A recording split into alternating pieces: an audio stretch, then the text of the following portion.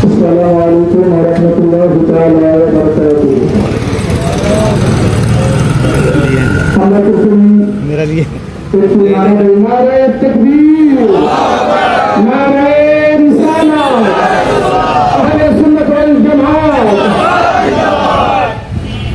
এই জন্যই নারা তুলে দিলাম।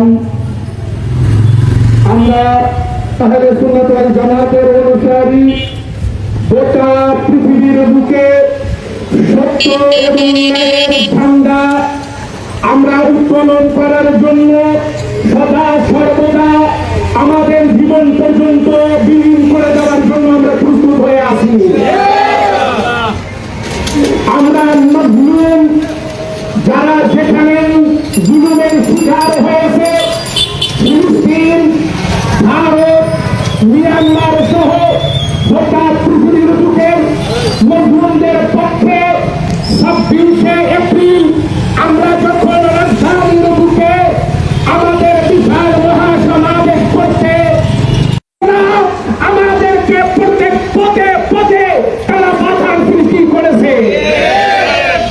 এই বাধার এক পর্যায়ে আমাদের এই শহীদ রইসুদ্দিন ভাই তিনিও গাজীপুর থেকে তার সঙ্গী সাথীদেরকে নিয়ে রাজধানীর বুকে আমার দয়াল নবীর স্লোগান নারায়ে রিসালাতের পক্ষে দাঁড়ানোর জন্য যখন দিয়েছেন, এর বিপক্ষের শক্তি তারা প্রেষিত হয়ে ইসলামের নাম দিয়ে মুনাফিকের চরিত্র ধারণ করে আমাদের এই ভাইকে নির্মমভাবে মিথ্যা একটি অপবাদ দিয়ে থানার ভিতরে তারা শহীদ করেছে।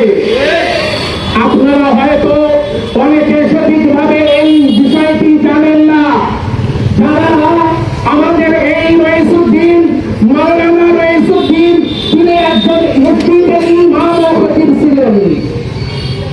যেহেতু তিনি মসজিদের ইমাম, আমাদের এই মুসলিম সমাজ বাংলাদেশ 95% মুসলমান হওয়ার পরেও প্রত্যেকটি জায়গায় দেখা যায় ইমাম, খতিব, মুয়াজ্জিন তারা সমাজের অবহেলিত মানুষ, ঠিক কিনা?